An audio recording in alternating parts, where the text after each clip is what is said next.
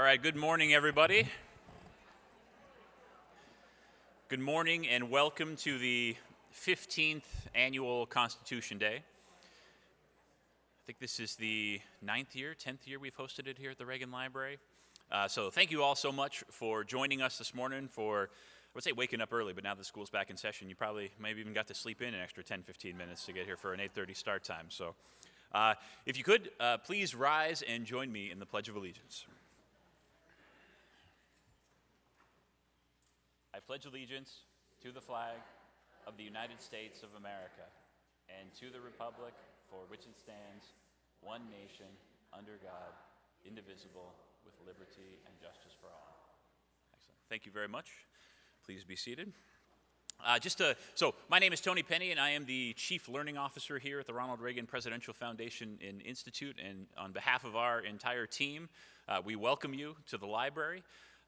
There's just a couple of quick logistical notes. We're in the middle of not construction, but we just closed down our Da Vinci exhibit last Sunday. So we are deinstalling the Da Vinci exhibit. We are installing a new exhibit that's going to open up on October 5th called Egypt's Lost Cities. It's an underwater archaeology exhibit. I think it's going to be really pretty fantastic. So come back again and again to see that one when it does open up. But what it means is, if you've been at Constitution Day in years past, usually we've just walked out through those doors over there and across the way to the Air Force One building. We can't do that. It's just too dangerous. There's a lot of cranes and moving equipment and that sort of stuff. So for all of our coming in and out and moving in between the two buildings today, we're going to ask that you go out the doors over here and kind of walk around. It's a nice little walk. You get to look out. If the wind picks up a little bit, you'll see the ocean. There's an F-14, and then you go over and you get to see Air Force One. If you need Wi-Fi today, our Wi-Fi internet is open to everybody. It's just called AirNet 1. There's no password or anything. You should be able to log in and get on the Wi-Fi. And then restrooms, there are restrooms in both buildings. The closest ones here are just kind of down the hall and to the left. And in the Air Force One building, they have them on the first and second levels. So depending on where you end up over there. So thank you so much. I also want to thank really quickly our partners in planning today. We spend months and months and months putting together the program and really thinking about it. Constitution Day is really, really important to all of us. So thank you to Christian and Arsalan. Thank you for, all the stipends that you get for coming here today. That's a big thanks to Christian. So if you want to clap for the stipends, thank you, Christian. And of course, the rest of the planning team, Michelle, Maria, Damon, Megan, thank you so much for all the hours and the phone calls that go into making today happen.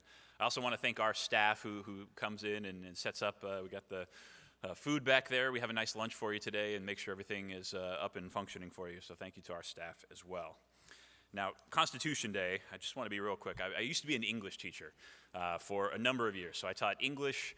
I taught social studies. I taught middle school, so I also taught a lot of rules and regulations. But English, I'm always fascinated by the root of words and where words come from. So in honor of Constitution Day, I was looking at the etymology of the word Constitution. It's actually pretty fascinating. It goes back both to Old French and Latin and has a couple of different meanings that go into it, all of which I think combine together to talk about the purpose of today. So one of the meanings of the roots of the Constitution come from law and body of rules. That makes sense, right? Constitution is the formation of law in this country. Another word that comes is establishment.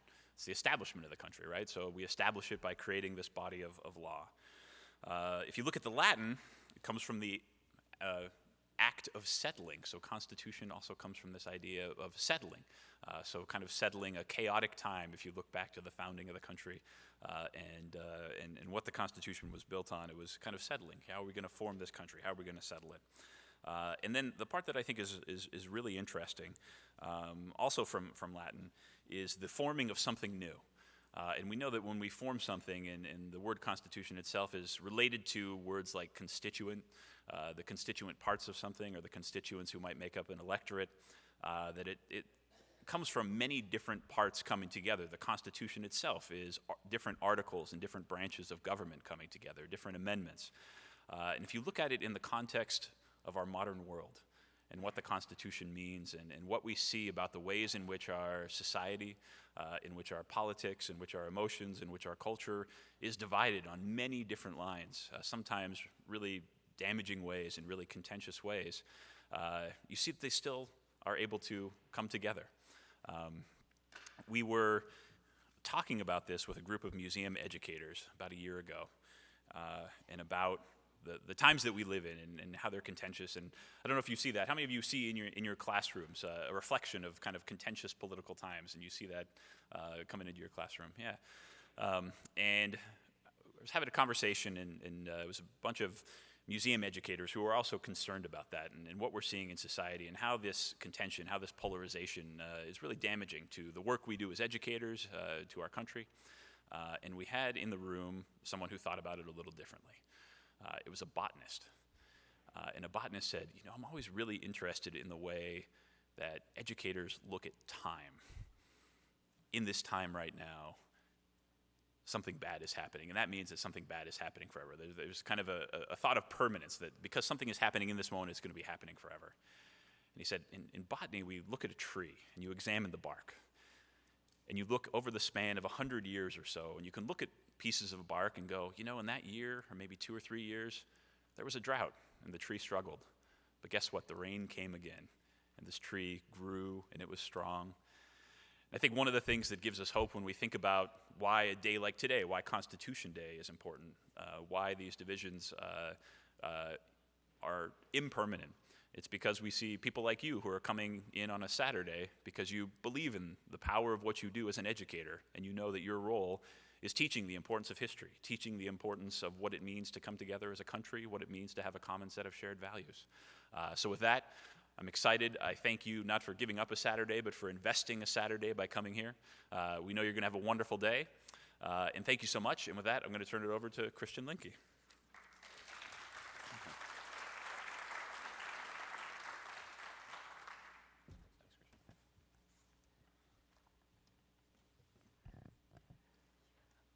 Welcome to the 15th Annual Constitution Day. As Tony mentioned, my name's Christian Lemke. I'm the Program Director of the Arslan Program. And we've been partnering with the Reagan Library and LA County Office of Education and the Center for Civic Education and the Constitutional Rights Foundation for a number of years, in fact, all 15 of those years, in the celebration of Constitution Day. And the question that I've asked since the beginning is, how can we bridge the personal and the political? In other words, that was the first question that I asked, because when we started this in 2004, there weren't as many young people voting as there are old people. That's, by the way, Arslan's mission, get more young people voting. There still aren't, but the personal and the political have become more tied together, not in the way that I meant for it or that I was asking. And I was asking, why are young people volunteering for organizations that seek to improve their communities, which, by the way, they still do in high numbers, and why aren't they connecting that with political action like voting? They still aren't doing that, but they are connecting the personal. We are all connecting the personal with the political in a different way, and you can see that reflected in many of the presentations today in Constitution Day. We don't have a formal theme, but there's a lot of discussion of partisanship and having dialogues in times of partisanship. This could be something that we find dismaying, right? We have university professors being fired for criticizing the police. We have people on the right who have children, or I don't even know that these parents are conservative, but they have children with the last name of Trump who has to change his name for being bullied at school for sharing the name of the President of the United States. These are evidence that we live in highly polarized times, and we hear lamentations about it throughout the media all the time. But as Tony mentioned, I wasn't going to say as Tony mentioned before, but I'll say it now, this is not something new in American politics. America was founded in contention, and the creators and drafters of our Constitution knew that our nation would be one that had contentious politics. In Federalist 10, James Madison wrote very famously that liberty is to faction as air is to fire. That is a very particular and specific metaphor that brings about something destructive and violent. Yet, liberty is what our nation was founded to advance. So they created a constitution that sought to mitigate the problems of faction by, in fact, allowing for more faction. Right? The only way out is through. And to allow these partisan and contentious things, these polarized voices, to communicate with one another. And yes, it's messy, and yes, it does lead to things that we do not like to see, but we do not have a vice president and a secretary of the Treasury having a duel today. We do not have members of Congress caning one another on the floor. All of these are things that have happened in the past, and we are nowhere near, contrary to some radicals on talk radio, we are nowhere near an actual civil war in this country. But we are at a time when we're looking at and examining what it means to be an American democracy. That is something that we're always doing. So once again, I will ask, how can we connect the personal and the political, but have it return to also that earlier meaning? How can we have it connect so that we aren't having the political become the personal, but instead have the personal become the political, and direct those things, those changes that we seek to make in society to improve our nation and make it more democratic, more free, more equal, and use political means to do it. And to use means that many of the presentations will be discussing about through dialogue and deliberation. Our Constitution created deliberative bodies, a highly democratic deliberative body and a less democratic deliberative body, and then a president. Our society should work the same way. We should work in highly democratic ways with one another, and then we have institutions to work in practice. And I have great hope for this country. It's also why I'm studying political polarization in my dissertation, which, if anything would lead you to lose faith in humanity, it would be reading literature on political polarization, but it didn't. It brought me hope. And it should bring you hope too. We have good and strong institutions, and we're going to learn about them today. Thank you for joining us here on Constitution Day. And I'm going to bring up the actual reason that things are happening. Tony may give me credit for the stipends, but we wouldn't have Constitution Day if it wasn't for Michelle Herzog. So please come up.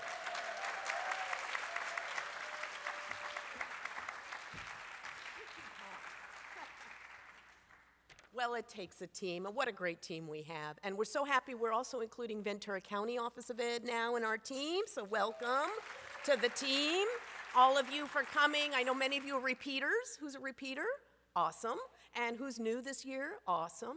Hey, I want to encourage you to visit all our vendors too. And this year I'm also privileged to be president of the California Council for the Social Studies. So if you're not a member and you're not planning to go to the conference, watch out, I will find you. Okay, so come visit our friends over here. Also, proposals are open. You have till tomorrow midnight to submit a workshop proposal. So I want you to do all that too. I know where you live. Okay, listen, we're very thrilled that you're here. Thank you so much. Just a little logistics. Be sure that at the end of the day you sign out because your stipend is contingent on you being here all day. So that's that. All right. Now, the real reason you're here to hear this fabulous keynote speaker. I'm so excited to introduce my good friend, Kenneth Morris Jr. He's the co-founder and president of the Frederick Douglass Family Initiative. Mr. Morris descends from two of the most influential names in American history. He's the great-great-great-grandson of Frederick Douglass. True. And the great-great-grandson of Booker T. Washington. True, right? Did you hear that? You hear that? Yeah. His mother, Nettie Washington Douglass, is the daughter of Nettie Hancock Washington, granddaughter of Booker T. Washington, and Dr. Frederick Douglass III, great-grandson of Frederick Douglass. Ken's life until the year 2007 could be described as distinguished, yet decisively disengaged from his lineage until Providence called. And I know he's going to tell this story. It's a great one. He continues the family legacy of anti-slavery and educational work as co-founder and president of the Atlanta-based Frederick Douglass Family Initiative. Yay. They'll all be fans by the time you're done, I can tell. His career and life path are driven by a clear focus on FDFI's mission to advance freedom through knowledge and strategic action. He could not have predicted that one day he would so fully embrace and be defined by the characteristics that so closely defined his famous ancestors.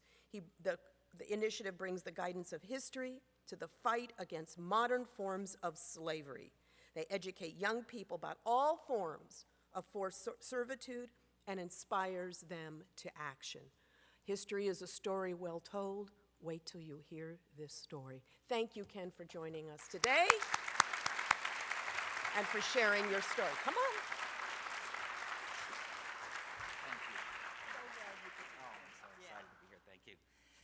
Thank you. Good morning, everybody. Oh, I'm so honored to be here with you in this beautiful space on this Constitution Day. And Michelle, thank you for that wonderful introduction. Christian, thank you for your remarks. And Tony, thank you for welcoming me here this morning. And thank you all for being here. Now, I think I heard Michelle say I'm the great-great-great-grandson of Frederick Douglass. Did she say that? And also the great-great-grandson of Booker T. Washington. That's a whole lot of greats. And every time I tell people what my relationship is to my ancestors, not only is it a mouthful trying to say all of those greats, but it sometimes makes me feel like I'm far removed. And you might be sitting there having a hard time trying to imagine what my connection is to Douglass and Washington. It's like trying to picture what $1 billion looks like with so many zeros. But many people know or knew a grandparent. Some of you may have even known a great-grandparent. And that's how close I feel to both of my ancestors, because you see, my great-grandmother, Fanny Douglass, to whom I was very close, she lived to be 103 years old. And she met Frederick Douglass when she was a little girl, and she didn't know that she was going to grow up and marry his grandson, but that's what happened. And my Aunt Portia, to whom I was also very close, she lived to be 95, and she was Booker T. Washington's daughter. And I remember being a little boy and sitting on my great-grandmother Fanny Douglass's lap as she would tell me what it was like to know, as she would call him the man with the great big white hair.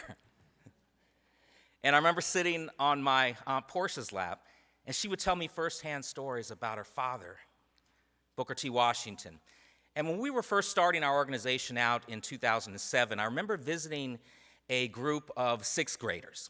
And they were all looking at me cross-eyed like, man, you are so far removed. And what does all of this history have to do with our lives today? And why are you talking about these people that lived so long ago? So I was trying to give them some context to help them wrap their minds around the distance between the generations. And I had this thought that I think was kind of profound, and that was hands that actually touched the great Frederick Douglass and hands that touched the great Booker T. Washington also touched mine. So in a sense, even with all of those greats, I can say I stand just one person away from each man. I stand one person away from history, and I stand one person away from slavery. We're not that far removed from the history of slavery in this country when you consider the generations of families. And so what I'm going to do this morning is I'm going to talk to you about two men that were born into slavery. They were born into the most horrific conditions that a human being could be subjected to, but yet through the power of education. Now we know that in our U.S. history it was illegal to teach an enslaved person to read and write, so Frederick Douglass would have to steal his history.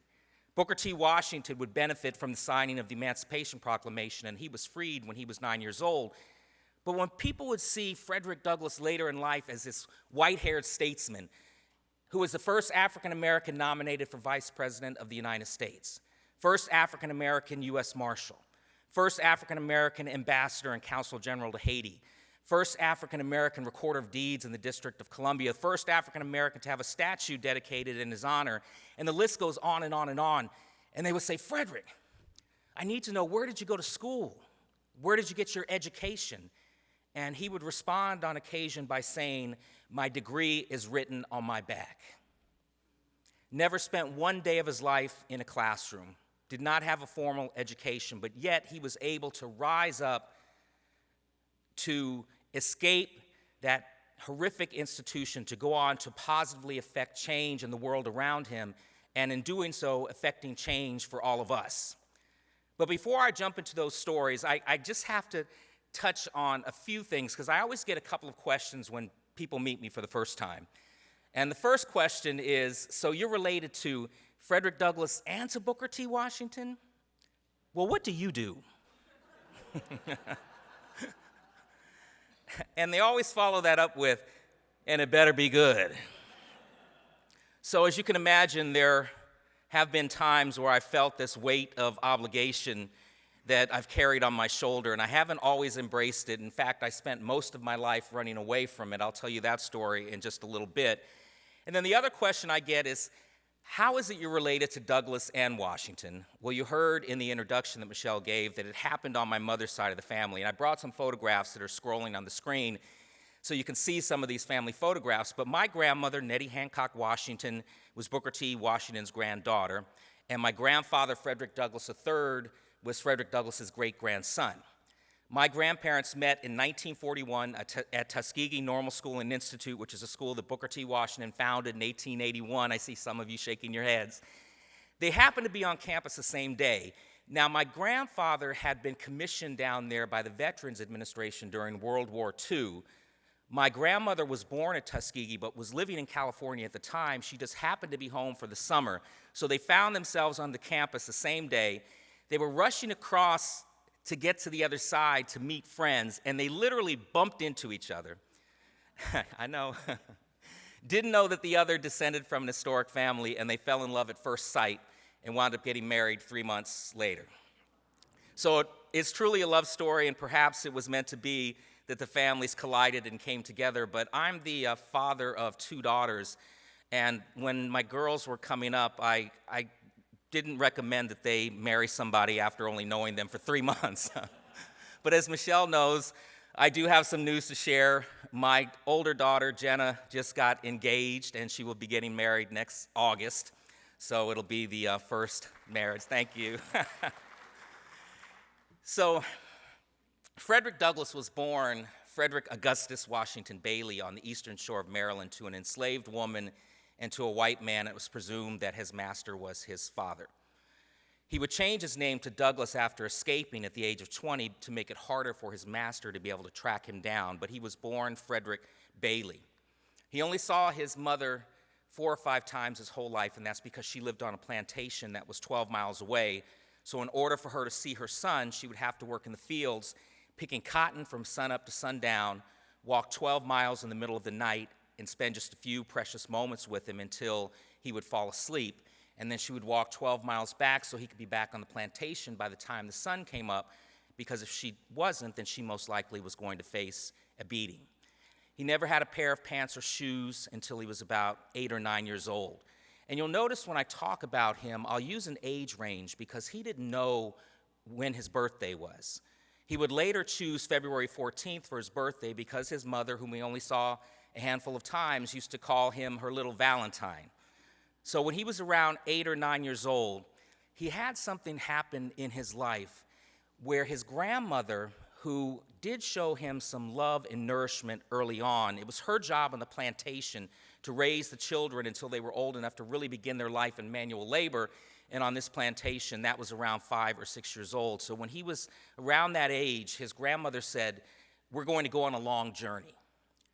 And that journey was a 20-mile walk to the main plantation, and she had done this walk many times before with other children, but this was the first time she was walking her own blood into slavery.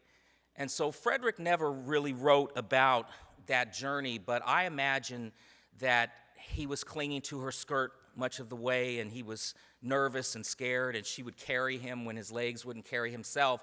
And then when they would finally get to that last mile walk up the driveway to the big house, he would walk up and see this huge house and wander off just to check out his surroundings. And when he turned back to look for his grandmother, she was gone. So you had this little boy who was truly an orphan. He had no family. He had 5 siblings that were like strangers to him that he didn't know his mother, didn't know his father. He had no home, he had no country, and he had no family.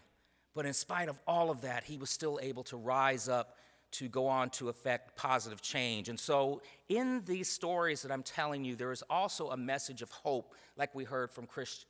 Frederick Douglass said, "Without struggle, there is no progress." And we're certainly struggling right now, but we will see progress on the other end. I remember last year, right before the holidays, I had a chance to sit down with Congressman John Lewis, and it was just a couple of days after he had boycotted the opening of a new civil rights museum. He was supposed to speak at the museum, and then the president decided that he wanted to go down and give a speech. And Congressman Lewis boycotted it. And I was sitting down, had an opportunity to spend an hour talking to him. And I asked him the question, I said, so through all of what we're going on right now in the political sphere, are you hopeful for the future or are you pessimistic for the future? And he had tears that welled up in his eyes. And he said, I'm hopeful that on the other side that we will come out of this better people, more loving, more compassionate, more empathetic, more caring, understanding differences, and coming to the table listening. And that's exactly how I feel. I feel hopeful that we will come out on the other side better people. I hope it happens while we're all still alive. But as we know, there's a lot of work to do. So back to Frederick Douglass. When he was 8 or 9 years old, something happened in his life that he described later in his autobiographies as divine providence in his favor. It changed the course of history for all of us. Now, I think history is important for a lot of reasons, but I think it's most important because we need to know where we've come from in order to know where we're headed, where we're going. And this one moment in time in his life changed the course of history, and that was he was chosen from among all of the children on that plantation to go to Baltimore to be the house servant for his master's brother-in-law. Now, the importance of this move was he was leaving in an environment where he wasn't around people that he could learn to read and write from, and he was going to the big city. He was going to be around free black children. He was going to be around poor white children. But what happened most importantly when he got there was his slave mistress, Sophia Auld, had never had a slave before. And she didn't know that it was illegal to teach him to read and write. She was just a kind Christian lady that saw this little, bright, eager boy ready to learn. She had a young son by the name of Tommy that she was already teaching. And so out of the kindness of her heart, she just began to teach Frederick his ABCs. And that's all that he needed, was that little spark of light into his mental darkness. But when his master found out about the lessons, he got angry. And he forbade the teachings, and he looked at Frederick and he looked at his wife and he said, you cannot teach a slave how to read and write because if you do, it will unfit him to be a slave. Did you all hear that message? If you teach him to read and write, it will unfit him to be a slave. He'll be running away with himself. And Frederick looked at his master and he thought, if you don't want me to have this, I'm going to do everything in my power to gain it. And he understood right then and there that knowledge is power. Do we hear that today? Education equals freedom. Education equals liberation. Education equals emancipation. And he would teach himself to read and write.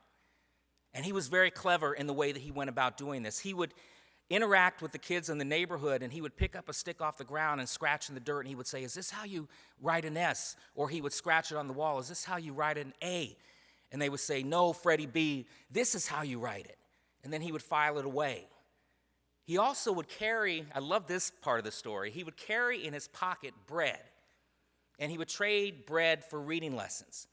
He wrote in his first autobiography, the narrative of the life of Frederick Douglass, an American slave, which was first published in 1845, he wrote, I was always so hungry as a slave child.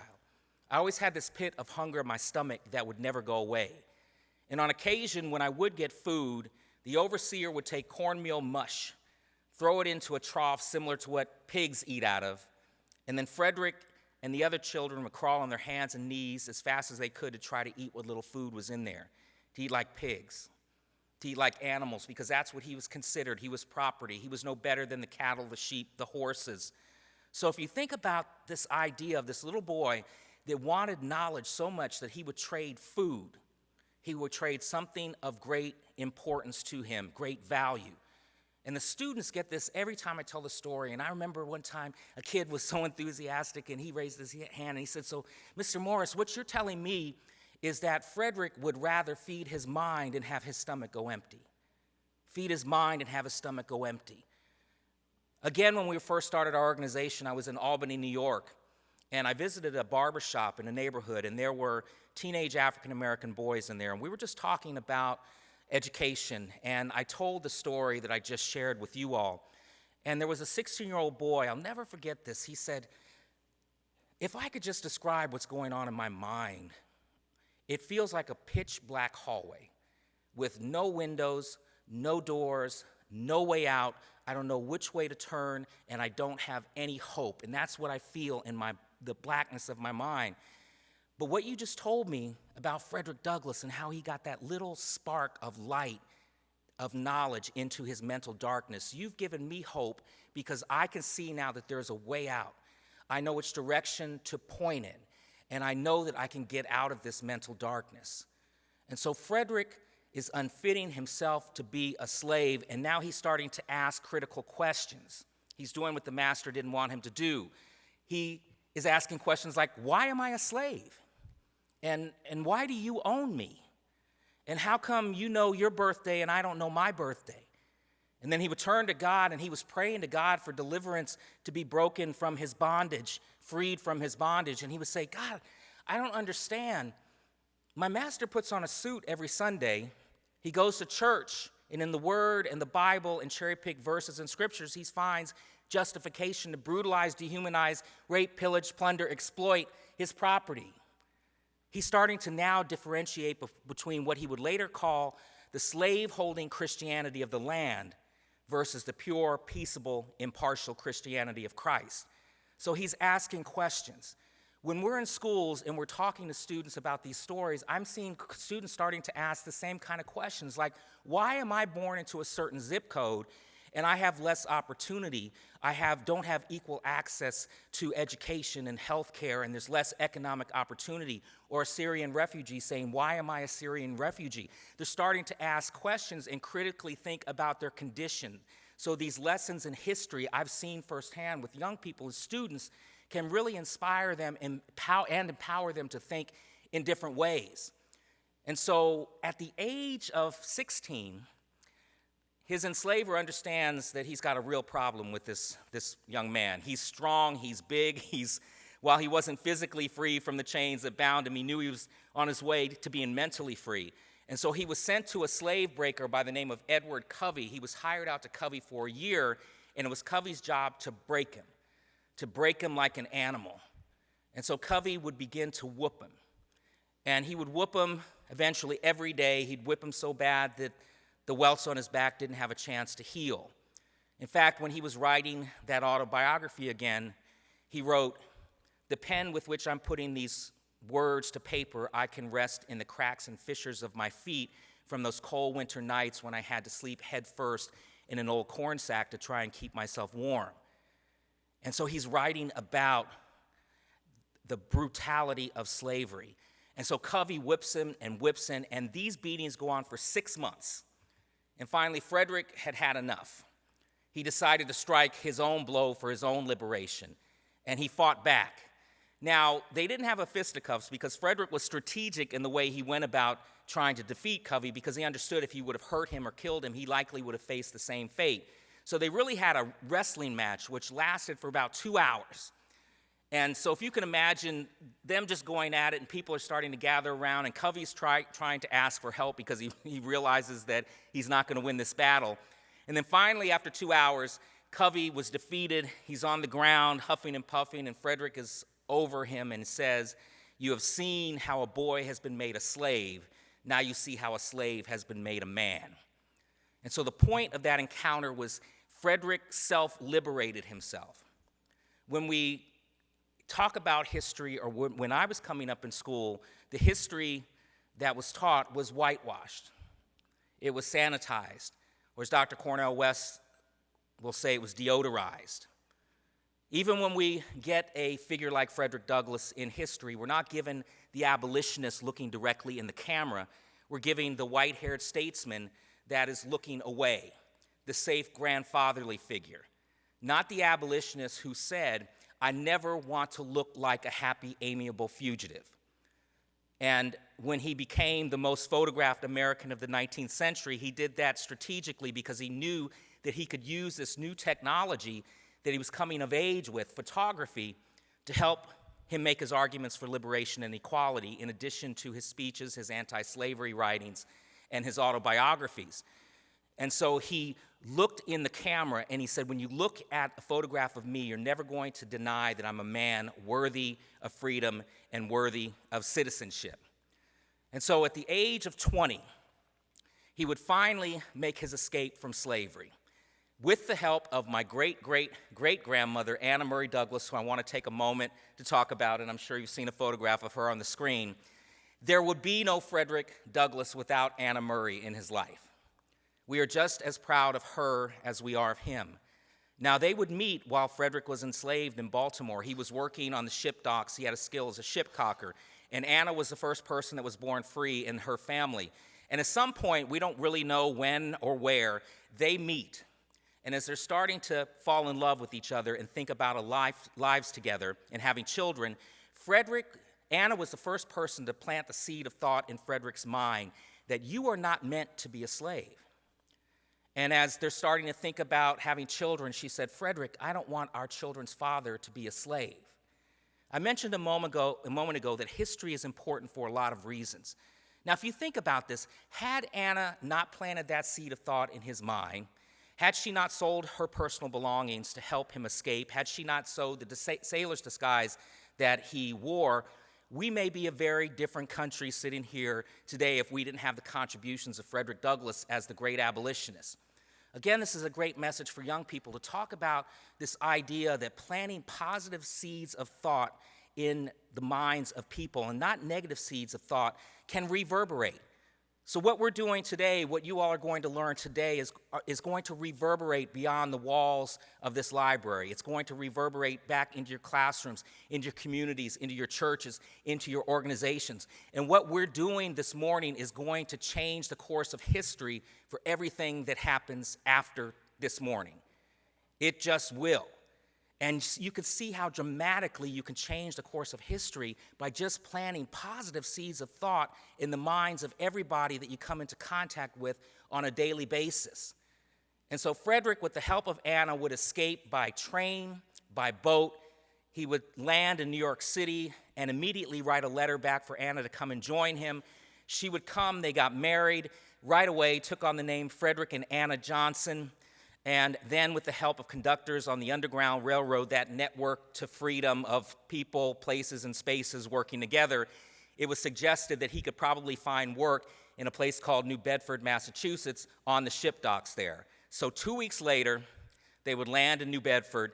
He would change his name to Frederick Douglass, and to make it unique, he added a second S to it. So make sure that when you spell Frederick Douglass, you always have that second S. So I know a lot of times people forget that second S. And let's honor the name that he chose for himself by spelling it correctly. So what happens now is he attends an anti-slavery meeting on Nantucket Island. When he was enslaved, he heard his master talk negatively about the abolitionists, and Frederick knew that if his master didn't like the abolitionists, that they must be good people. And so Frederick attends this meeting where the Garrisonians were there and other abolitionists and funders of the anti-slavery movement. So he attends as a fugitive slave.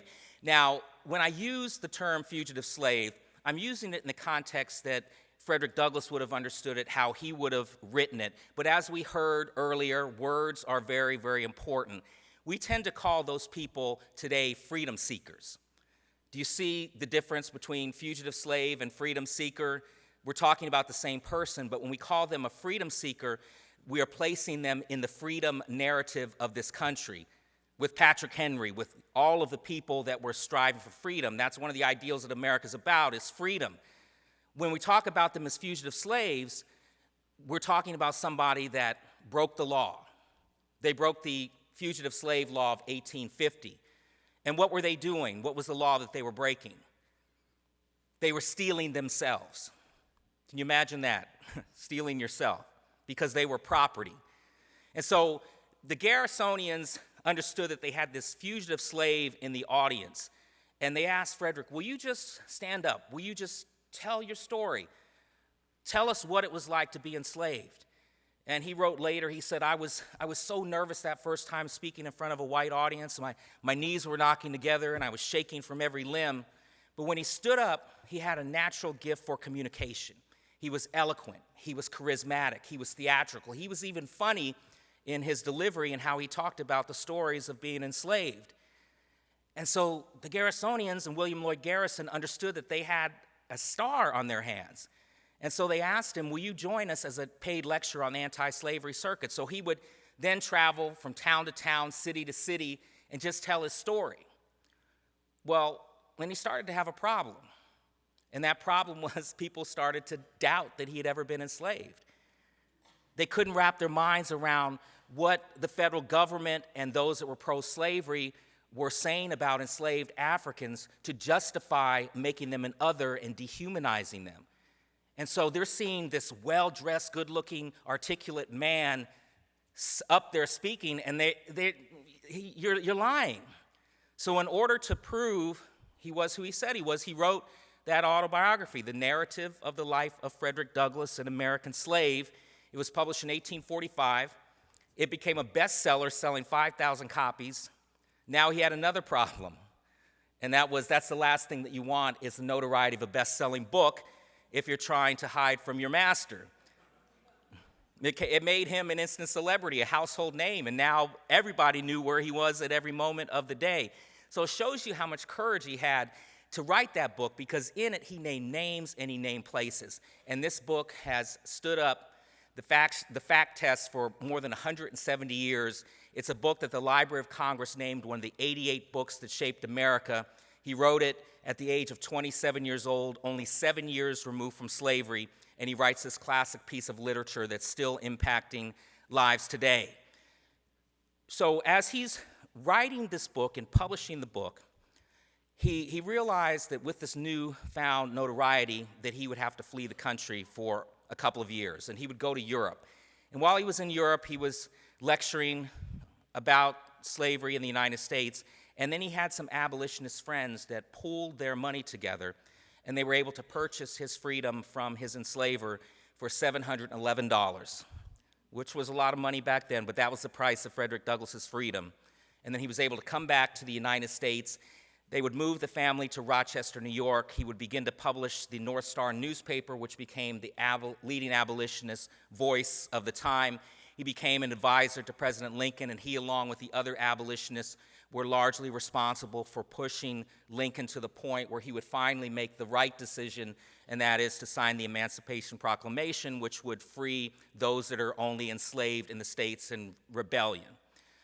So he becomes this advisor, then the statesman, and all of the other things that I mentioned. And I'm so proud of him for his contributions, for his sacrifice. I'm proud of him for the lessons that he's passed down: humility, love, forgiveness. Do you know that he forgave his master? He actually wrote a letter, and when his master was on his deathbed, he went and visited him and forgave him, and he said, you know, I loved you, but I hated slavery more. So I'm so proud of him for all of that. Now, on the Booker T. Washington side, he benefited from the signing of the Emancipation Proclamation, and he was freed when he was 9 years old. He wanted to go to school so badly that he worked in the salt and coal mines of West Virginia at night so that he could begin his lessons during the day. And one night when he was in the mines, he heard these two older gentlemen talking about this place called Hampton Institute in Virginia. And they were talking about Hampton as a place where formerly enslaved people could go and get an education. Now, Booker had no concept of what higher education was at that time and at that age, but what he was hearing from those men, he thought, Hampton literally must be heaven. He thought it was heaven. And so once he had saved enough money, and with the help of his community, putting their money together, he would make a 500-mile walk to go to school. That's how badly he wanted to go to school.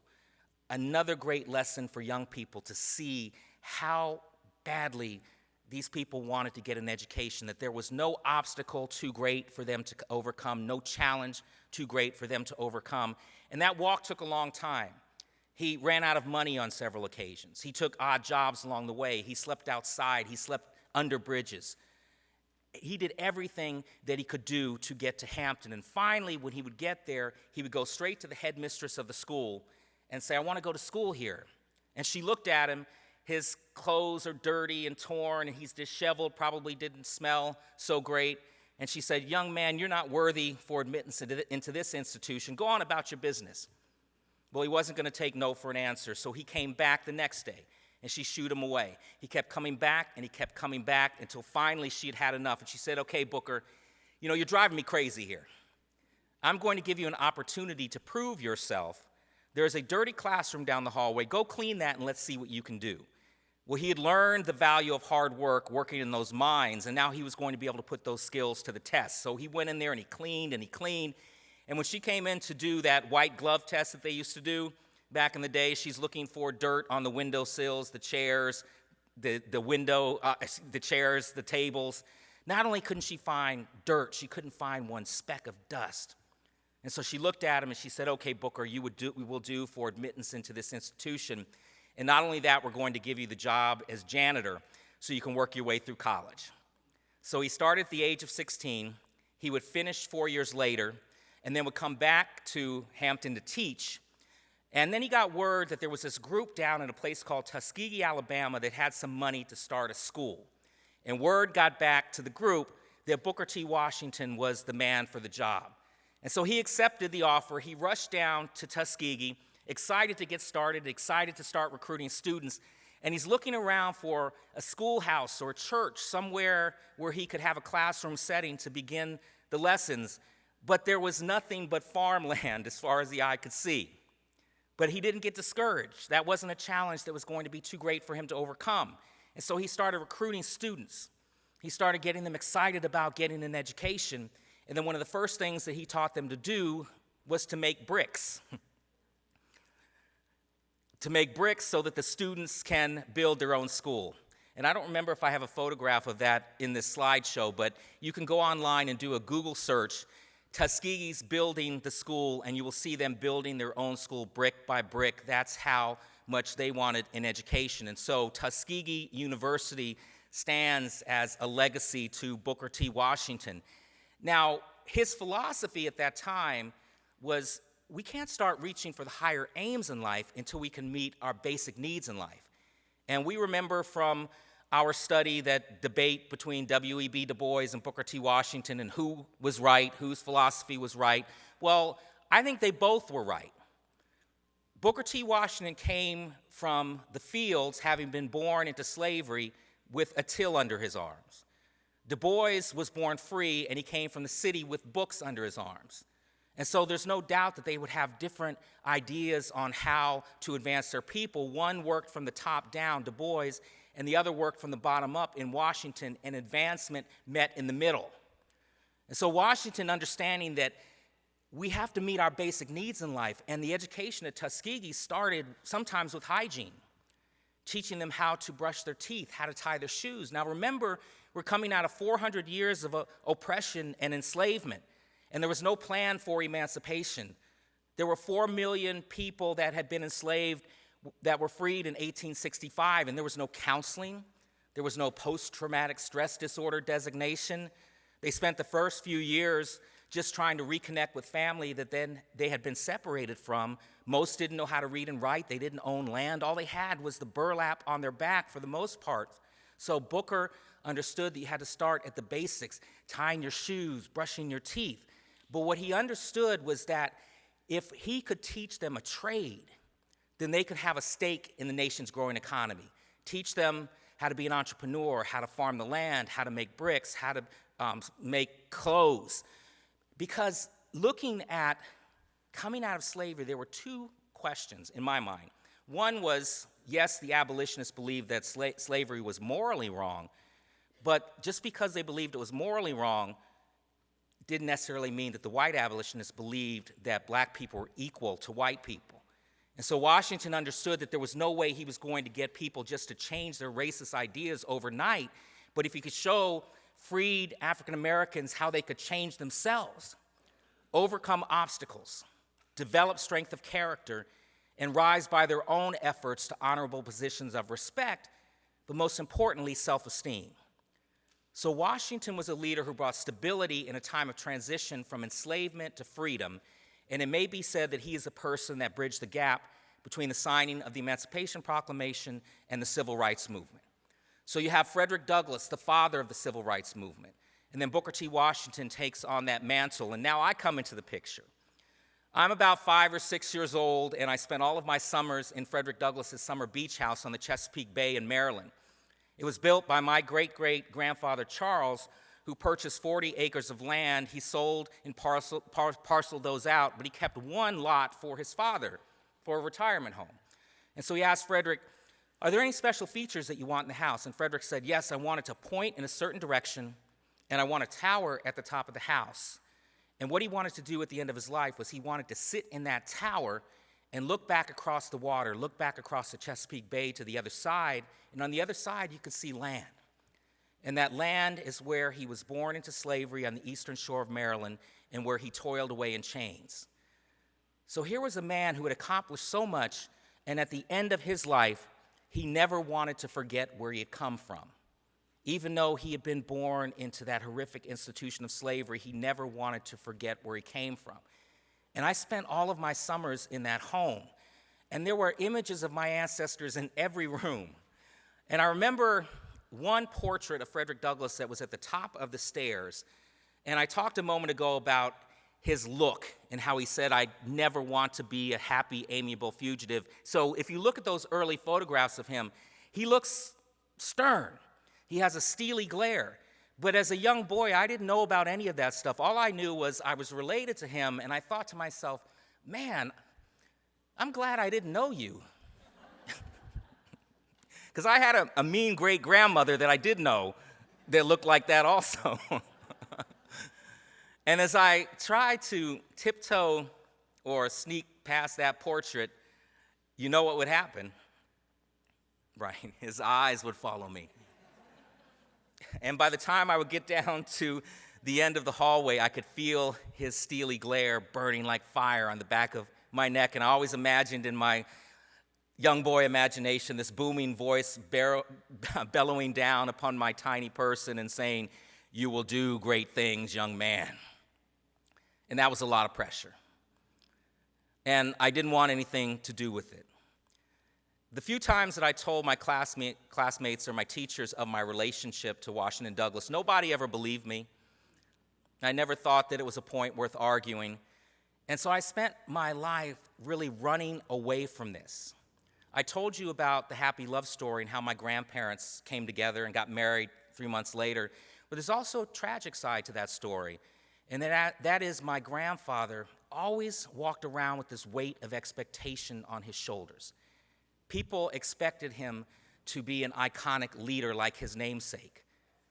Well, there's only one Frederick Douglass. And when my grandmother was 3 months pregnant with my mom, that weight became too much for him to carry, and he took his own life. So my mother was raised without a father.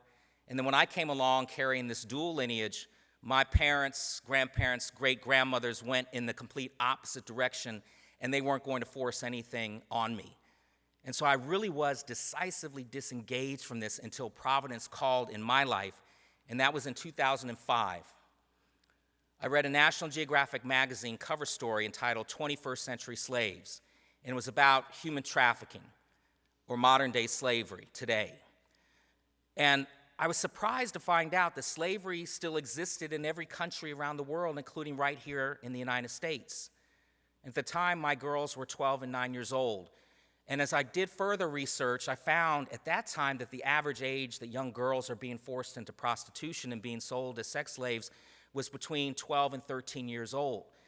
That's actually gotten younger. I was in Michigan a couple months ago and heard about a case about an 8-year-old girl that was sold by her mother for drugs.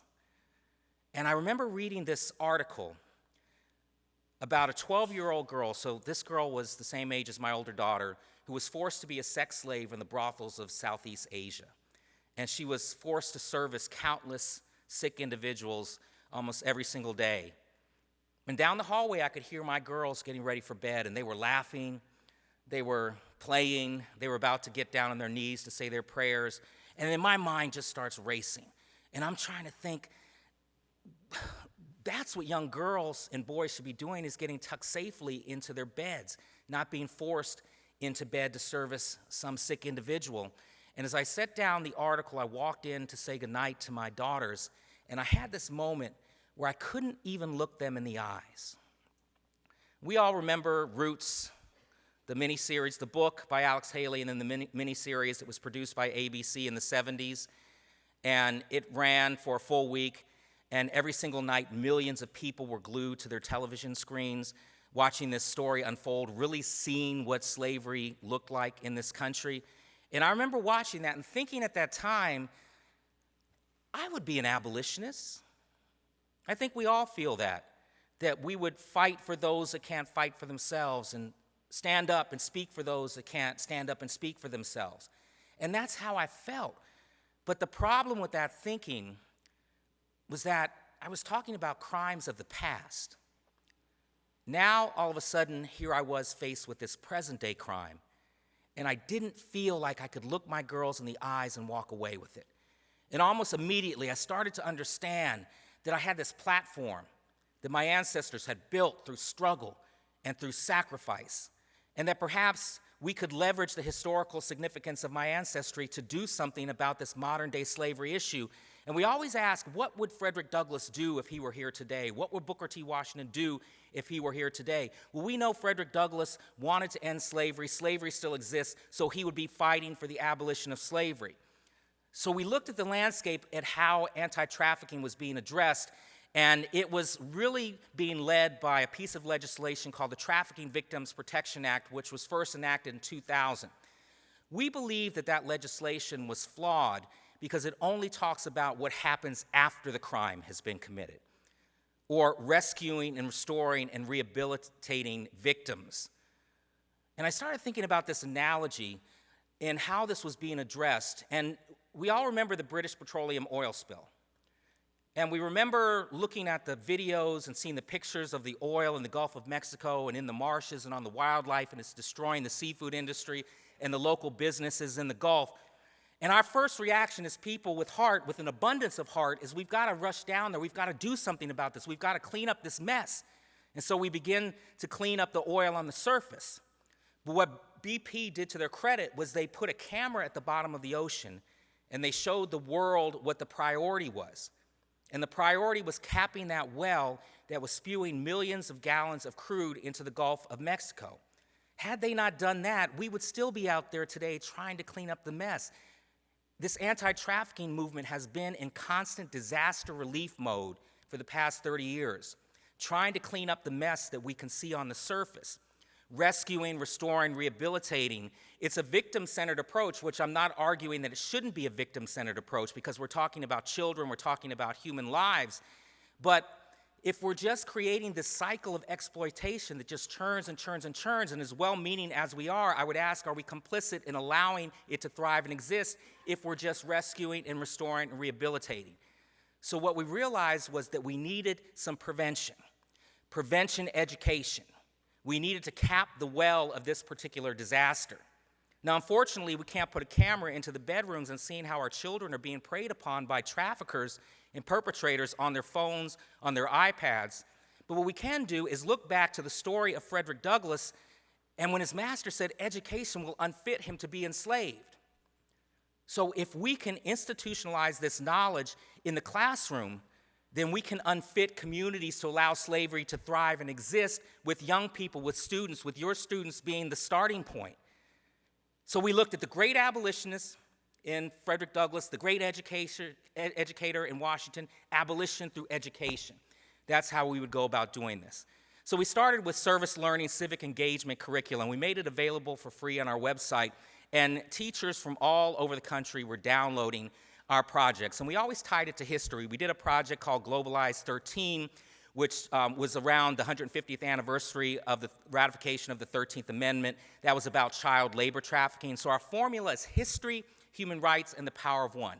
Because of my unique connection to history, it's a great place for us to start and hold up the great heroes and heroines so young people can see that there were people before us whose shoes we walk in, whose shoulders that we stand upon, who worked so hard for the freedoms that we do enjoy in this country. And then we transition into talking about human rights issues, in our case, human trafficking. And then the question that we always got from the teachers and the students was, now that we know about historic slavery and we look at contemporary forms of slavery, and we've realized that if you boil down the basic elements of both, it's about money, it's about profit, it's about exploiting the most vulnerable among us. And they would ask us, well, how can we become modern-day abolitionists? How can we be like Frederick Douglass? go into our communities and unfit communities to allow this to exist through education. So our organization has evolved to the point where 3 years ago, we partnered with 2 California nonprofit organizations, the California Department of Education, the California Attorney General's Office, and we put together a program called Protect. It's online education, training of educators, so that the educators, the teachers, can implement a curriculum, prevention curricula in the classroom. This program starts in the 5th grade. That's a conversation around safe places and circles, listening to your inner voice. There's no conversation about sex trafficking at that grade level. This is all age appropriate. It continues in the 7th grade, where a little bit of information is introduced about labor trafficking. And then the 9th grade is when the bulk of the sex trafficking and the labor trafficking information and teaching happens. Then the 11th grade is in a history class, and because that's when the service kicks in. So they've had the 3 prior years, and then the 11th grade, they're ready to go out into the community to do this. We've been able to pass legislation in California that mandates human trafficking education once in middle school, once in high school. This was passed in 2018. Our program goes a lot further than that. We've been able to get grants to roll this out in all of the rural counties in California. We just started a big program in San Diego. We've now expanded into Utah and Nevada. We're doing a pilot program in Texas. What we've developed is an online model that we believe that will reduce the vulnerability of young people to being trafficked. And as educators, as teachers, we're on the front lines. And we know that you're already overburdened in a lot of cases. And so the way that this is designed with the state standards so that it doesn't put something else on your plate, but there are resources there that can help you enhance what you're already teaching in the classroom. We're working with Sacramento State and their Institute of Research Knowledge to do all of the pre and post tests, and what we're seeing is that this education is working. The knowledge base, what the students are learning, what the teachers are learning, what other administrators are learning. So that's our main work and our main job. And I'm going to close here in a little bit. Before I do, I want to talk to you about the books that you all have. The reason that we have the grandfatherly, white-haired statesman on the cover is because this is not a photo, it's a pencil drawing. And it was done by Joseph, my great-grandfather. You've seen him in the photograph with Frederick Douglass as an older man. Joseph is Frederick Douglass's grandson. So this was a pencil drawing that Joseph did of his grandfather. It's huge. It's about this big. It's under my mother's bed in Atlanta. I shouldn't have said that. We're not recording, I hope. We know Frederick taught himself to read and write, but did you also know that he taught himself to play the violin? Yeah, when he was in Europe, when he had escaped after the publishing of his book, he was going by a music store, and he had fallen in love with the Irish music. And he bought a fiddle. He wrote about this. He said, I was down and out one day, and I saw this fiddle, and I bought it, and he went into a room for 3 days, and he came out being able to play the violin, not, as an expert, but well enough to, I guess, pluck out and strum a few tunes. Well, he taught Joseph, his grandson, my great-grandfather, how to play, and Joseph continued his music education at the Boston Conservatory of Music, and then he went on to be a concert violinist. He played in the White House on 3 occasions, and he was the first black classical recording artist for the Victor Talking Machine Company. So Frederick was also a great teacher, as well as everything else that he accomplished and did in his life. 2018 was his bicentennial. It was the 200th anniversary of his birth. And I have been traveling to schools all over this country, and I've been in more schools than I can count and been in front of tens of thousands of students. And what I've heard from teachers and parents and students that have read the narrative, that it impacted their lives. And they always remember when they read it. I read it in the 8th grade, or I read it in college. And when I was a boy, people would come up to me, sometimes with tears in their eyes, and they would want to pat me on the head and pinch my cheeks and give me a kiss on my cheek. And I never really understood the emotional connection that so many had to my ancestors with these tears in their eyes, and it was, quite frankly, it was scary. It wasn't until much later in life when this lady came up to my mom at a conference, and she said, I read Frederick Douglass's narrative and Booker T. Washington's Up from Slavery, and it changed my life. I'm the leader that I am today because of their examples, because of their writings, because of their inspiration. And if I could thank them in person, now, she seemed to know that Frederick Douglass wasn't still alive, unlike some other people who said he's done amazing things. She said, if I could thank them in person, I would, but I can't. So you become the conduit to saying thank you to them. And once my mom shared that with me, I had this new perspective on how this book can impact people. I've been in some schools where it's required reading. It's not required reading in most schools. And so we thought if we can't get it into the curricula in other schools, how could we get it into the hands of students? So we published a special bicentennial edition of his narrative. The narrative appears exactly as it did in 1845, but there's an introduction by Brian Stevenson, whom you may know as the founder of the Equal Justice Initiative. He's an attorney by trade. He works on exonerating people that have been wrongfully convicted, serving life sentences. And he and his group opened the lynching memorial last year.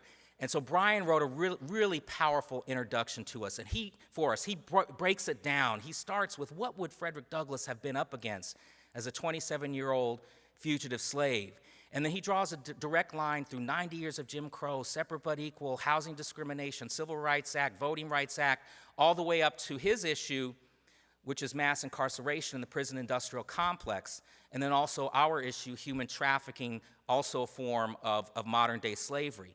We wanted to make Frederick Douglass's words accessible to young people. So there are essays in here from students and people of prominence. I wrote a foreword talking about history and history living in each of us. And so I'm hopeful that you all will read this and also share it with a young person. And the topics are very difficult in here, so we start really with the book around age 11 or 12, all the way up to working with colleges and universities.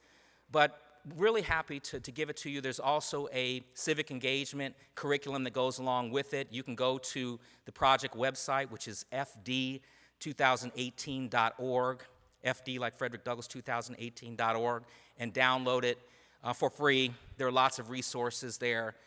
And so finally, I just want to leave you with this thought, that history lives in each of us.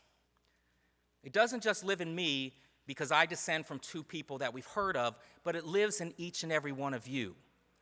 We all descend from somebody that made a difference, I guarantee it. Somebody that may have given of their lives just for the freedoms that we have in this country, may have given of their lives just so that some of us can even sit in the classroom and get an education today.